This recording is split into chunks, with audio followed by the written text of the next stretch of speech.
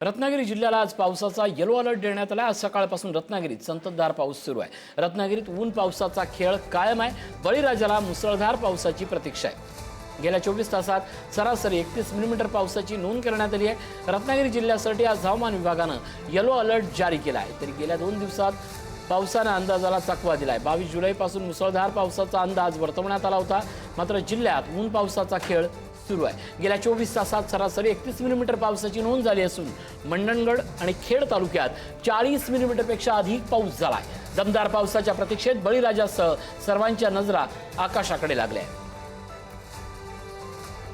रत्नागिरी जिल्ह्याला आज हवामान खात्याचा येलो अलर्टचा इशारा आहे। आपण जर सकाळपासून पाहिलं तर पावसाचं काहीसं प्रमाण हे कमी झालेलं आपल्याला पाहायला मिळतं। गेले 2 दिवस देखील हवामान विभागाचा जो अंदाज आहे त्या अंदाजानुसार पावसाने काहीसा चकवा दिलेला आपल्याला पाहायला मिळतोय। अजूनही पाऊस हा सरींवरच जिल्ह्यामध्ये बरसताना आपल्याला पाहायला मिळतोय। तर मुसळधार पावसाची ही प्रतीक्षाच आहे।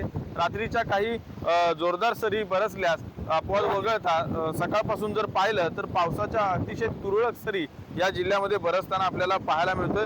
जिल्ह्यात 22 जुलैपासून हा जो पाऊस आहे हा जोरदार पडणार असा हवामान विभागाने अंदाज वर्तवला होता, परंतु गेले 2 दिवस हा ऑरेंज अलर्ट जिल्ह्याला देण्यात गेला होता।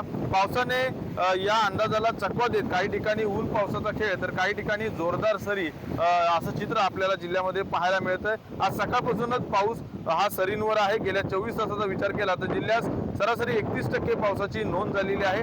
त्याकरता खालोखाल मंडणगड असेल, खेड या तालुक्यामध्ये 40 मिलीमीटरपेक्षा जास्त पावसाची नोंद झालेली आहे, तर इतर तालुक्यात त्यापेक्षा कमी पावसाची नोंद ही झालेली आहे।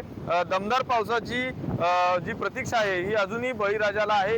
जिल्ह्यामध्ये जी लावणी कामं आहे ती काही प्रमाणात कोळंबलेली आहे। जोरदार पावसाची प्रतीक्षा हा जिल्ह्यातील बळीराजा करताना आपल्याला पाहायला मिळतो। एकंदरीत सकाळपासून जिल्ह्यामध्ये जर पाहिलं तर काही तुरळक सरींचा अपवाद वगळता हवामान स्वच्छ असल्याचं आपल्याला पाहायला मिळतंय।